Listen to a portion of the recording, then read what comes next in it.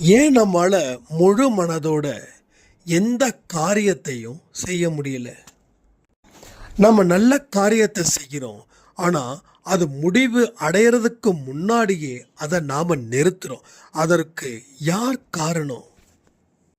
உங்களில் பல பேருக்கு இந்த ரகசியமே தெரியல. தீயவைகள் பரவி இருக்குது, நல்லவைகள் ஒளிந்து கொண்டிருக்கிறது. மன அழுத்தத்தை குறைக்கல அப்படின்னா அது அதிகரிச்சுக்கிட்டே இருக்குதுன்னு அர்த்தம். அதிகரிக்கக்கூடிய மன அழுத்தம் உங்களை எங்கே கொண்டு போய் சேர்க்கும் தெரியுமா? கடவுள் உங்களுக்கு நல்ல நேரத்தை குறித்து வைத்தாலும் உங்களால் அதில் இருந்து விடுபட முடியல. இப்போ துன்பமே உங்களை காக்குது, நல்லவைகள் உங்களை விட்டு ஓடுது. இது உண்மையாக இருந்தால் இந்த பதிவு உணர்த்தக்கூடிய பாடம் என்ன? உங்களுடைய சாயப்பா உங்களுக்கு இந்த பதிவின் மூலமாக ஒரு பெரிய விடுதலையை தரப்போகிறார். சக்தி கொடு அப்படின்ற ஒரு வார்த்தையை கமெண்ட்ல போட்டுட்டு அதுக்கப்புறமா முழு பதிவையும் கேளுங்கள். நீங்கள் கேட்ட சக்தி இந்த பதிவு முடிவதற்குள்ள கடவுள் உங்களுக்கு கொடுப்பார்.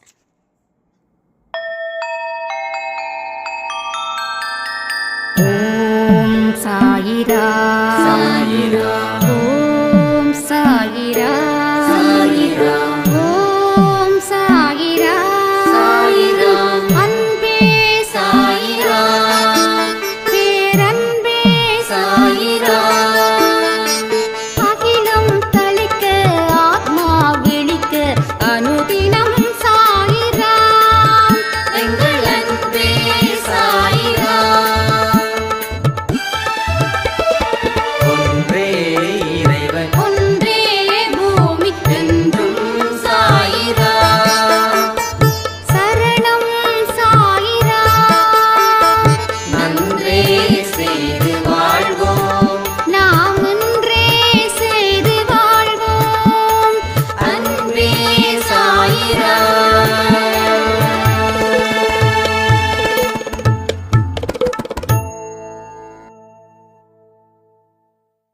சாயிராம்.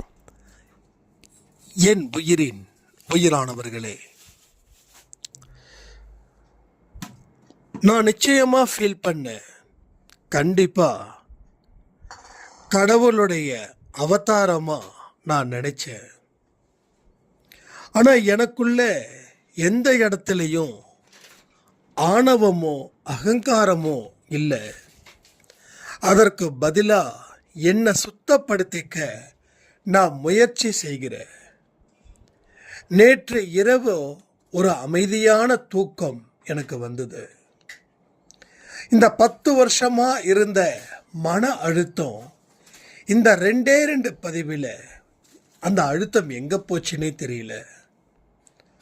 ஸோ நல்ல வாழ்க்கையை, ஒரு சமாதானமான வாழ்க்கையை வாழ முடியுன்ற நம்பிக்கையோடு என்னுடைய வாழ்க்கை பயணத்தை நான் நல்ல முறையில் ஆரம்பிக்கிறேன்.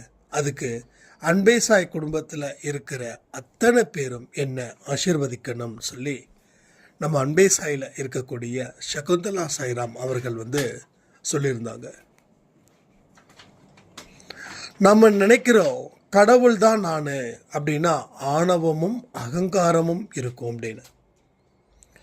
அந்த ஆணவம் வேற, அந்த அகங்காரம் வேற. நம்ம கடவுளாக உணரக்கூடிய தருணத்தில் கடவுளோட தன்மைகளை நம்ம சொந்தம் கொண்டாட முயற்சிகள் இங்கே நாம் செய்கிறோம். ஏன்னா கடவுளுடைய ஒரு துளிகள் தான் நாம். அப்போது அந்த துளி தான் இவ்வளவு பெரிய உருவத்தையும் இவ்வளவு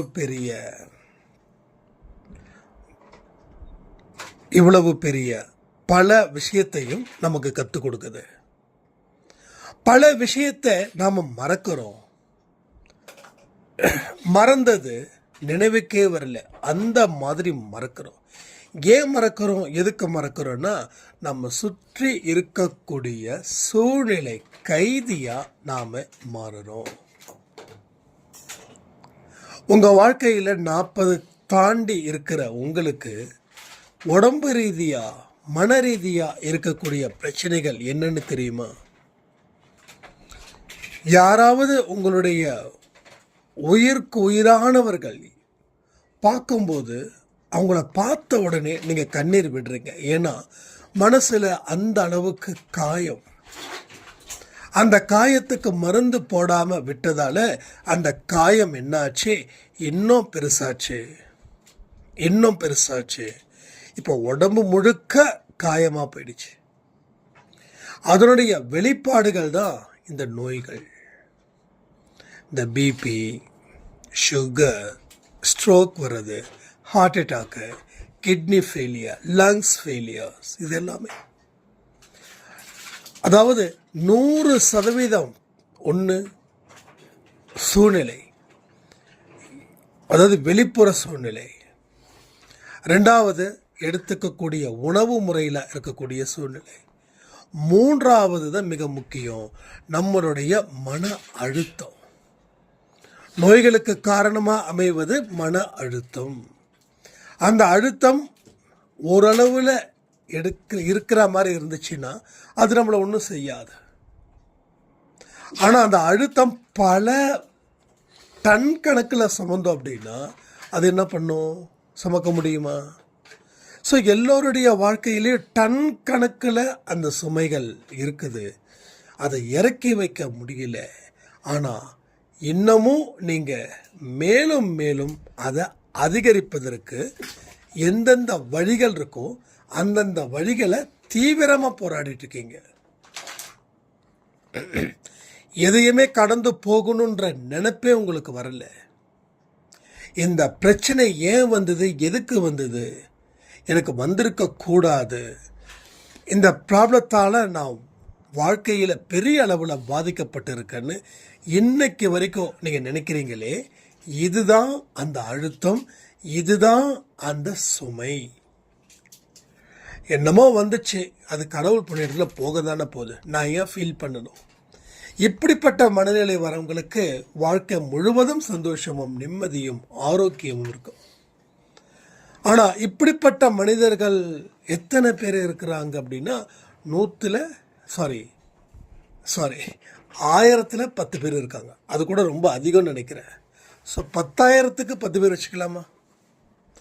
எந்த மனுஷன் அவன் இறக்கும்போது 100 வயசை தாண்டி அவன் இறக்குறானோ, ஆரோக்கியமாக இறக்குறானோ, மன ரீதியாக அவன் எந்த பிரச்சனையும் இல்லை அப்படின்றவன் நல்லபடியான வாழ்க்கையை வாழ்ந்து நமக்கு எடுத்துக்காட்டாக இருக்கிறான்னு அர்த்தம். நாமளும் அப்படிப்பட்ட மனிதர்களாக மாறணும். நீங்கள் ஒரு அரை மணி நேரம் ஒதுக்குங்க. உண்மையிலேயே உங்கள் வாழ்க்கையில் என்னதான் நடந்துச்சுன்னு பாருங்கள். ஏன்னா நடந்ததை வச்சு தான் நம்ம வாழ்ந்துட்டுருக்கோம். நடந்தது என்னவோ அது இன்னைக்கும் ஆழ் மனசில் அழியாத பதிவுகளாக நிலைச்சு நிற்குது. அழியக்கூடிய பதிவுகளை அழியாத பதிவுகளாக போற்றி பாதுகாத்துட்டு இருக்கீங்க. நீங்கள் போற்றி பாதுகாக்கிறது ஒரு வெறி பிடிச்ச நாயை. வெறி பிடிச்ச நாய் என்ன பண்ணணும்? அதை கொன்னுடணும், இல்லை எங்கேயாவது விட்டுடணும். அதை கூடவே வச்சுருந்தா என்ன ஆகும்? எப்போ வேணாலும் கடிக்கும். கடிச்சா உங்களுக்கு பிரச்சனை, நாய்க்கு பிரச்சனை இல்லை. நாய்க்கு குடும்பமோ குழந்தையோ குட்டியோ கிடையாது. ஆனால் உங்களுக்கு குடும்பம் இருக்குது, குழந்தை இருக்குது, ஒரு ரெஸ்பான்சிபிலிட்டி இருக்குது, அவங்களை காப்பாற்றணும்னு. அப்போது நாய்க்கு பயந்து நாம் பயந்து வாழ்கிறது சரியா, இல்லை நாயை வெளியேற்றி நாம் தைரியமாக வாழ்கிறது பெஸ்ட்டா? அந்த வெறி நாய் தான் இந்த மன அழுத்தம் சொல்கிறேன். ஒரு நாளும் வெறி நாய் உங்களுக்கு கடிச்சிக்கிட்டே இருந்தால் என்ன ஆகும்? நாம் வெறிநாய் மாதிரி ஆகிட்டு கடைசியில் இறந்து போயிடுவோம். ஸோ நாம் இங்கே இறக்காமல் வாழ்ந்துட்டுருக்கோம், அவ்வளோதான். இறந்துருந்தால் பிரச்சனை இல்லை, ஆனால் இறக்காமல் வாழ்ந்து கொண்டு இருக்கிறோம். அப்போது மனசில் அவ்வளவு அழுத்தத்தையும் நாம் சுமந்துக்கிட்டு வாழ்ந்துக்கிட்டு இருக்கிறோன்ற விஷயம் உங்களுக்கு புரியுதா? ஸோ இதை எல்லாத்தையும் நாம் முடிக்கணும். முடிக்க வேண்டியதை ஓரளவுக்காவது முடித்தாதான் நம்மளால் அடுத்த கட்டத்தை நோக்கி பயணிக்க முடியும். இல்லைன்னா என்ன ஆகும்? இதே இடத்துல தான் நம்ம உட்காந்துருப்போம். இன்றைக்கி அப்படி தான் நம்ம உட்காந்துருக்கோம். அப்போ அன்பே சாயில கொடுக்கக்கூடிய பதிவுகள் உங்களுடைய பழைய வாழ்க்கையில் நீங்கள் கற்றுக்கிட்டதை வச்சு உங்கள் கஷ்டங்களை மறந்து சந்தோஷமான வாழ்க்கையை வாழ்வதற்கு நீங்கள் தயார்படுத்தக்கூடிய ஒரு ஆயுதமாக தான் இந்த பதிவுகள் உங்கள் மனசுக்குள்ளே வந்து நிற்குது. சில பேர் சொல்லுவாங்க, என்னதான் ஆனாலும் பதிவுகளை முழுமையாக கேட்க முடியல. அதாவது உங்கள் ஆர்வத்தை நான் மதிக்கிறேன். நீங்கள் நல்ல இடத்துக்கு வரணும்னு நினைக்கிறீங்க, அதனால் நிறைய பதிவுகளை கேட்கணும்னு நினைக்கிறீங்க. ஆனால் நம்மளுடைய மனசில் ஏகப்பட்ட எதிர்மறை எண்ணங்கள் ஓடிக்கிட்டே இருக்குது. நான் நிறைய பேர்கிட்ட கேட்டிருக்கேன், தியானம் செய்யுங்க. ஆனால் தியானம் செய்யும்போது ஏகப்பட்ட விஷயங்கள் நினைக்க தோணுது. எப்படா முடிக்க முடியும்? நமக்கு ஏகப்பட்ட பிரச்சனைகள் இருக்குது, அது எல்லாத்தையும் சால்வ் பண்ணணும். நாம் 10 நிமிஷம் இப்படி உட்காந்துட்ருக்கோமே, இந்த மாதிரி தாட்டு எனக்கு வந்துக்கிட்டே இருக்குதுன்னு. சரி, இந்த 10 நிமிஷத்தை நீங்கள் வீணாக்குறீங்கன்னா, தியானத்தால் வீணாக்குறீங்கன்னு நீங்கள் நினைக்கிறீங்கன்னா, அப்போது உங்கள் லைஃப்பில் எத்தனையோ டிவி பார்க்குறீங்க, பாட்டு கேட்குறீங்க, தேவையில்லாத பேச்சுகள் ஃபோன் மூலமாக பேசுகிறீங்க, இல்லை யாராவது உங்கள் வீட்டுக்கு வந்தாங்கன்னா அப்பயும் அன்வான்டான டாக்ஸ் இங்கே நிறைய இருக்குது. அப்போது இந்த நேரம் வீணாக்கப்படுதுன்னு உங்களால் ஏன் ஃபீல் பண்ண முடியல? அப்போது ஒரு நல்லதை செய்ய எவன் தடுக்கிறான்னா, உங்கள் தீய எண்ணங்களை நீங்கள் உருவாக்கி வச்சுருக்கீங்க இல்லையா, அதுக்கு ஒரு தலைவன் இருப்பான் இல்லையா, அந்த தலைவன் தடுக்கிறான். தியானம் பண்ணால் பிரச்சனை தீர்ந்துடுமா? அன்பே சாய் ஆடியோ கேட்டால் பிரச்சனை தீர்ந்துடுமா? சாயப்பாவை வணங்குனா பிரச்சனை தீர்ந்துடுமா? சாப்பாடு இல்லாதவங்களுக்கு கொடுத்தா பிரச்சனை தீர்ந்துடுமா? கோயிலுக்கு போனால் பிரச்சனை தீர்ந்துடுமா? அதாவது நீங்கள் எந்த நல்ல காரியத்தை நீங்கள் செய்யணும் அப்படின்னு நினைக்கிறீங்களோ அந்த காரியத்தை செஞ்சிடுவீங்க.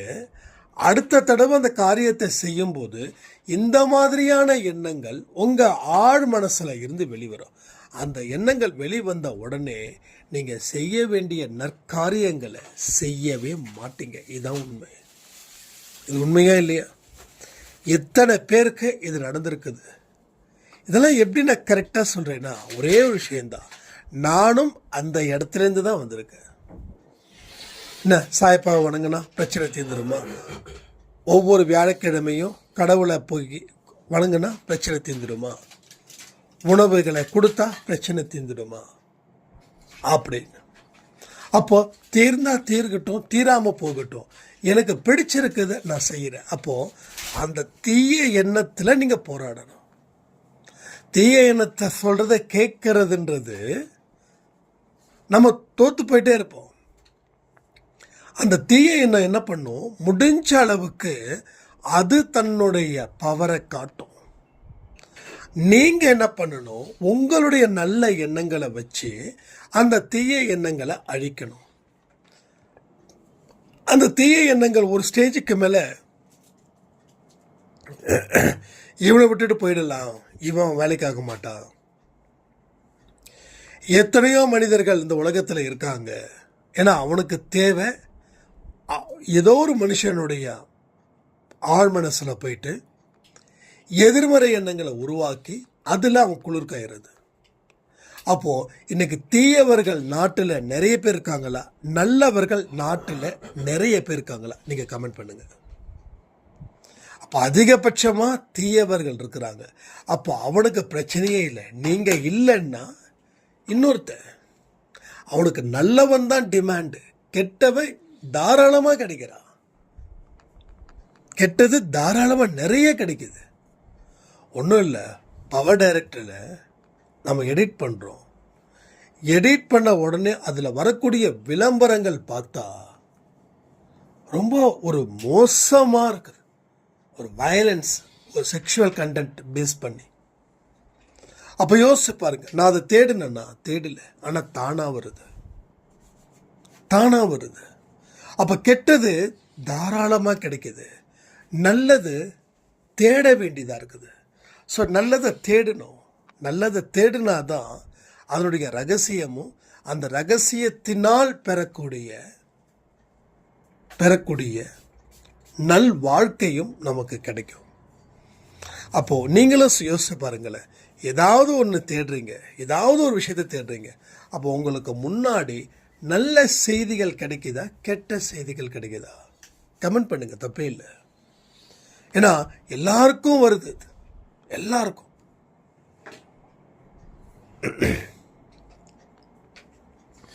அப்போ கெட்ட எண்ணங்கள் ஜாஸ்தியா இருக்கிறதால மனிதர்கள் பெருகிக்கிட்டே இருக்காங்க. ஒரு தடவை ட்ரிங்க் அடிக்கிறாங்க, இந்த குடும்பம் வந்து தெருவுக்கு ஒருத்தர் இருந்தான். அதுக்கு முன்னாடி ஊருக்கு 10 பேர் இருந்தான். அதுக்கப்புறம் தெருவுக்கு ஒருத்தர் இருந்தான். இன்னைக்கு ஒவ்வொரு வீட்டுக்குள்ளேயும் ஒரு குடிகாரன் வந்துட்டான். வந்தாங்களா இல்லையா? அப்போ என்ன ஆகுது? இதெல்லாம் தப்பு இல்லை, இதெல்லாம் ஒரு டீசென்ட்டு. ஒரு ட்ரிங்க் பண்ணாதான் ஃப்ரெண்ட்ஷிப் நிறைய கிடைக்கும் அப்படின்னு சொல்லி தண்ணி அடிக்கிறவங்க தனக்கு சாதகமாக பயன்படுத்தி ஒரு பரப்புரையை வழங்கிட்டாங்க. இப்போ தண்ணி அடிக்கலைன்னா அவன் ஆம்பளையே இல்லைன்ற அளவில் தண்ணி அடிக்கிறவங்க பேசுவாங்க. இந்த தண்ணி அடிச்சும் இருக்கேன் நான். அப்போது எனக்கு பெண்களும் தண்ணி அடிக்கிறாங்கன்னா அதுக்கு என்ன பதில்? இப்போ அந்த லாஜிக் பேச முடியாது. ஏன்னா பெண்களும் கிட்டத்தட்ட தண்ணி அடிக்க ஆரம்பிச்சிட்டாங்க. அதாவது மற்ற கண்ட்ரியில் இருக்கிறவங்கள சொல்கிறேன், நம்ம இந்தியாவில் லைட்டாக வந்திருக்கு, இன்னும் பெருசாக வரல சொல்கிறேன். அப்போ லைட்டாக வந்துருச்சுன்னா என்ன அர்த்தம்? அடுத்த 10-20 வருஷத்துக்கு அப்புறம் எல்லார் வீட்லேயும் ஒரு பெப்சி சாப்பிட்ற மாதிரியோ, ஒரு கோக் சாப்பிட்ற மாதிரி, ஒரு கூல்ட்ரிங்க் எடுக்கிற மாதிரியோ, இது பியரோ ரம்மியோ விஸ்கியோ வந்துடும். அப்போ நான் பேசுகிறேன்னா என்ன பைத்தியக்காரன்னு நினைப்பாங்க. ஸோ என்ன நடக்குது? கெட்டதை ஈஸியாக நம்ம எடுத்துக்கிறோம். 60 அதை ஏன் தாண்டணும்? வாழ்க்கையே வாழ்வதற்காக தானே அப்படின்னு ஒரு குறுகிய கண்ணோட்டத்தில் வாழ்க்கையை பார்த்து ஒரு பெரிய துன்பத்தை நாம் சுமந்துக்கிறோம். ஸோ லைஃப்பில் நிறைய விஷயங்கள் நம்ம ஈஸியாக எடுத்துக்கிறோம். எதெல்லாம் நமக்கு அவைலபிலிட்டி இருக்கோ அதெல்லாம் எடுத்துக்கிறோம். நான் கேட்குறேன், ஓசியில் ஒரு பெனாயில் வருதுன்னா அதை குடிச்சிட முடியுமா? ஓசியில் ஒரு விஷம் வருதுன்னா அதை குடிச்சிட முடியுமா? ஸோ நம்ம அறிவு வேண்டான்னு சொல்லுது. ஏதோ ஒரு படத்தில் கவுண்டமணி சொல்லுவார்னு நினைக்கிறேன், ஓசியில் கிடச்சா பெனாயில் கூட குடிக்கிற வேண்டாவன் அப்படின்னு. யாராவது குடிக்க முடியுமா? குடிக்க முடியாது.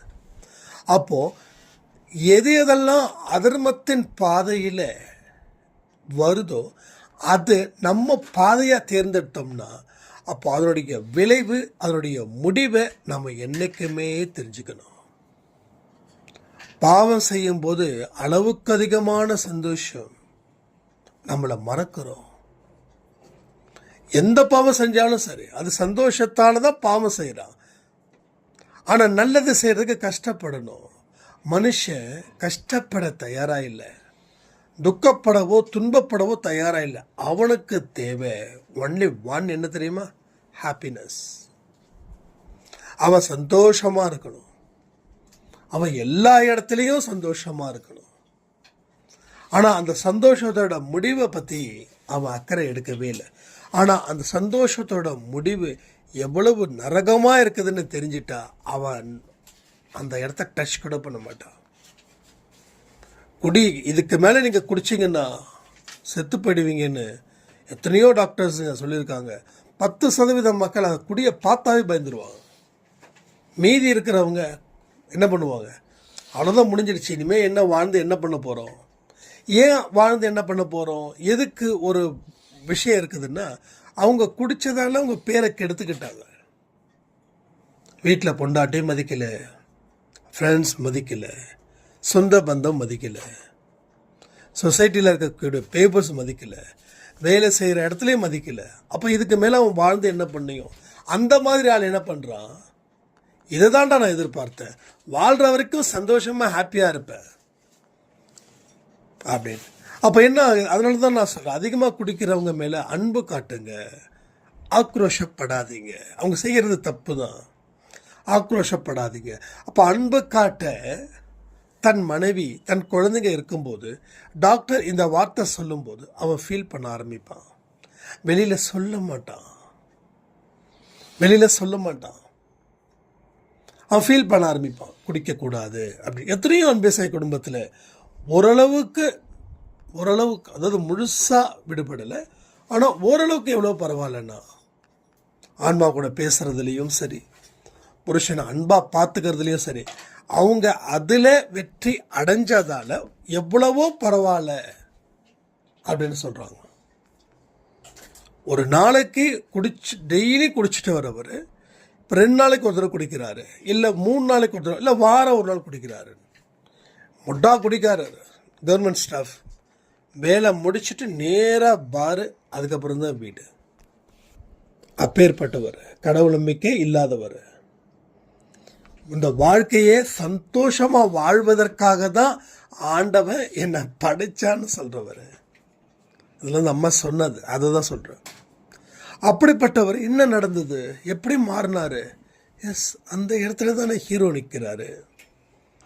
என்னுடைய பிள்ளை கஷ்டப்படக்கூடாது, என்னுடைய பிள்ளை தன்னுடைய குடிகார கணவனை ஒரு மனுஷனாக நினச்சி மதித்து இன்னமும் அன்பு வைக்கிறா. அப்போ ஏன் என்னோட குழந்தைக்கு நான் என்னுடைய வரத்தை கொடுக்கக்கூடாது?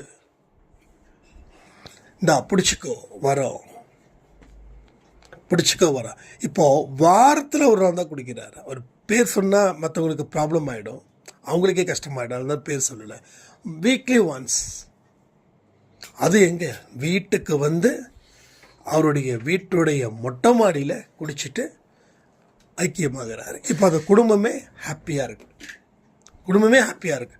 அப்போது பெண்களோட கையில் தான் எல்லாமே இருக்குதுன்னு நான் ஏன் பல பதிவில் சொல்கிறேன் தெரியுமா? ஆண்களோட கையில் எதுவுமே இல்லையா? இருக்குது, ஆண்களோட கையில் இருக்குது. பெண்கள் இல்லாமலும் ஆண்கள் வாழ முடியும். ஏன்னா இந்த 5 வருஷம் நான் வாழ்ந்ததுக்கு உண்டான சாட்சியை தான் நான் சொல்கிறேன், வாழ முடியும். ஆனால் கண்ட்ரோல் நம்மக்கிட்ட இருந்துச்சுன்னா, நம்மளை பல பேர் அன்பு வச்சாங்கன்னா அந்த அன்பினாலேயே வாழ முடியும். நான் இது தெளிவாகவே சொல்ல, புரிஞ்சுக்கோங்க. பெண்கள் இல்லாமல் ஆண்கள் வாழ முடியும், ஆண்கள் இல்லாமல் பெண்களாலேயும் வாழ முடியும். பெண்களாக இருந்தால் தான் ஆண்கள் வாழ முடியும், அந்த மாதிரி என்றைக்கு நான் சொல்லவே இல்லை. உங்களை பல பேர் மதிச்சாங்கன்னா, பல பேரோட ஆசீர்வாதம் இருந்துச்சுன்னா, அன்பு இருந்துச்சுன்னா, உங்களுக்கு லட்சியமும் நோக்கமும் ஒழுக்கத்துடன் கூடியதாக இருந்துச்சுன்னா, நீங்கள் இந்த உலகத்தில் யாருமே இல்லைன்னாலும் நீங்கள் வாழ முடியும், வாழ்ந்து சாதிக்க முடியும். அதாவது ஆன்மீகத்தில் பொறுத்த வரைக்கும் இது இருந்தால் தான் வாழ முடியும், இது இல்லைன்னா வாழ முடியாதுன்ற பேச்சுக்கு இடமே இல்லை. எல்லாமே உங்கள் மைண்டோட கண்ட்ரோல் தான். ஆனாலும் பெண்கள் இன்னமும் மன வலிமை படைத்தவர்கள், மனசக்தி படைத்தவர்கள். புரியுதா உங்களுக்கு? ஆண்களுக்கு இருக்கக்கூடிய வைராக்கியத்தை விட பெண்களுக்கு வைராக்கியம் ஜாஸ்தியாக இருக்குது. அந்த அடிப்படையில் சொல்கிறேன், எந்த ஒரு பெண்ணாக இருந்தாலும் வைராக்கியத்துடன் செயல்பட்டாலே அவங்க குடும்பத்தில் இருக்கக்கூடிய பிரச்சனைகள் என்ன ஏதுன்றதை தீவிரமாக ஆலோசித்து நல்ல முடிவை எடுப்பார்கள். இருண்டு போன வீட்டில் விளக்கேற்றினா வெளிச்சம் வரும். அது போல தான் பெண்கள் பொறுமையாக தான் இருக்கணும். பெண்கள் பொறுமையாக இருந்தால் தான் பெருமையாக வாழ முடியும் சொல்லுவாங்கல்ல, அது அதிகபட்சமாக சொன்னது பெண்களுக்காக. ஆண்களுக்கு உடல் பலம் தாங்க, மனபலம் ரொம்ப கம்மி. எத்தனையோ தடவை நான் மயக்கம் போட்டு கீழே விழுந்து என்னோட அண்ணாவை ஹாஸ்பிட்டலுக்கு கூட்டு போகும்போது ட்ரெஸ்ஸிங்காக, பெரியமா பையன் ஹாஸ்பிட்டலுக்கு கூட்டும்போது ட்ரெஸ்ஸிங்காக நான் அவரை கூட்டு போகிறேன். திரும்பி வரும்போது அவர் என்னை கூட்டு வர்றாரு. என்னாச்சு, அந்த பேண்டேடை காலில் இருந்து அந்த பேண்டேடை பிரிக்க முட்டியில் இருந்து கால் பாதம் வரைக்கும் அந்த ஸ்கின்னு செதஞ்சு கிடக்குது. அதை ஆப்ரேட் பண்ணி 1 இயர் ஆகிடுச்சு. மாதம் ட்ரெஸ்ஸிங் பண்ணணும். அந்த டைமில் வந்து வேறு யாரும் போக முடியலன்றதுக்காக இந்த பைல்வான், அதாவது என்ன அனுப்பி வச்சாங்க. அப்பயே டாக்டர் சொன்னாங்க, தம்பி, அப்போ நான் ஐ திங்க் காலேஜ் படிச்சுட்டு இருந்தேன், ரொம்ப சின்ன பையனாக தான் இருந்தேன், ரொம்ப ஒல்லியாக தான் இருப்பேன் நான். தம்பி, கொஞ்சம் கண்ணை மூடிக்கோங்க, இல்லை வெளியில் போய் உட்காருங்க. இல்லை சார் பரவாயில்ல, நான் மேனேஜ் பண்ணிக்கிறேன் அப்படின்னு.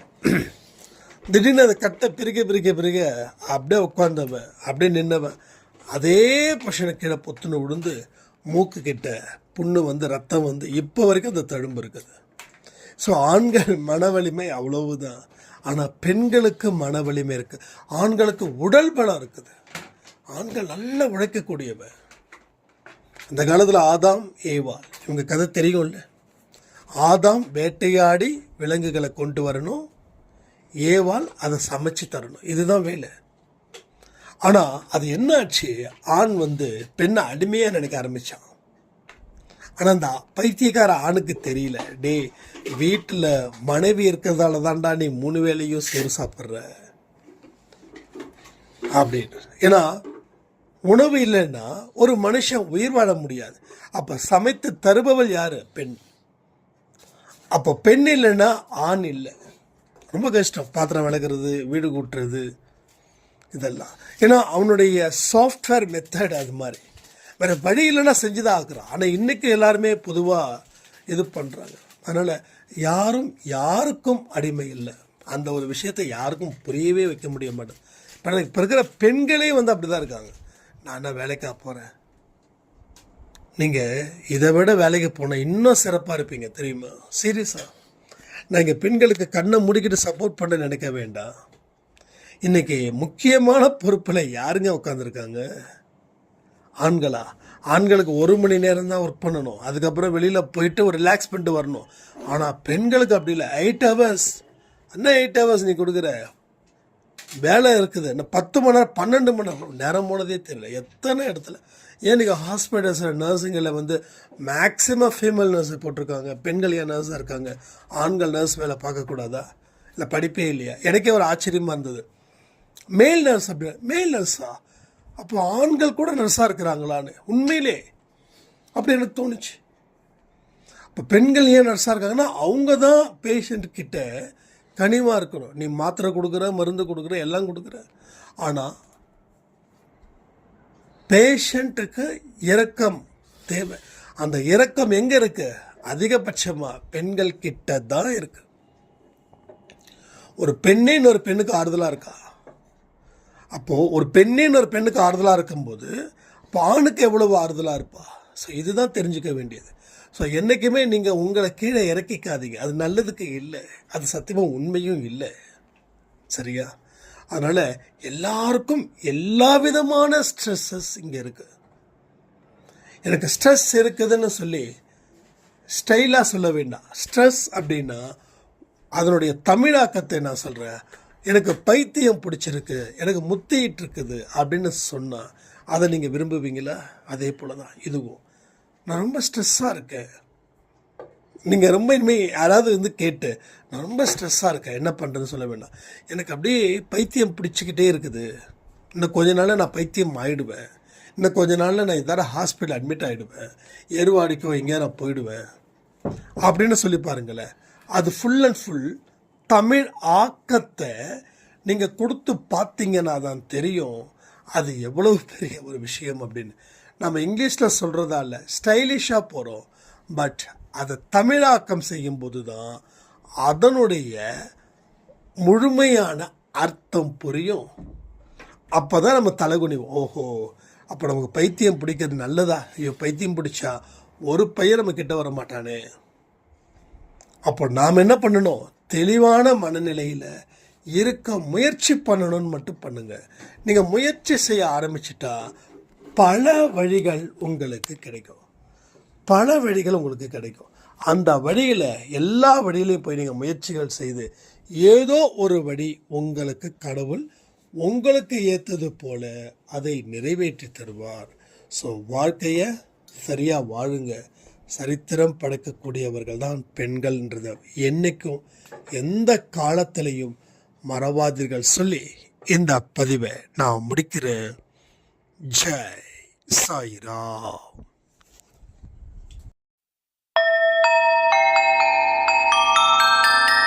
ஓம் சாயிரா சாயிரா ஓம் சாயிரா சாயிரா ஓம் சாயிரா சாயிரா அன்பே சாயிரா பேரன்பே சாயிரா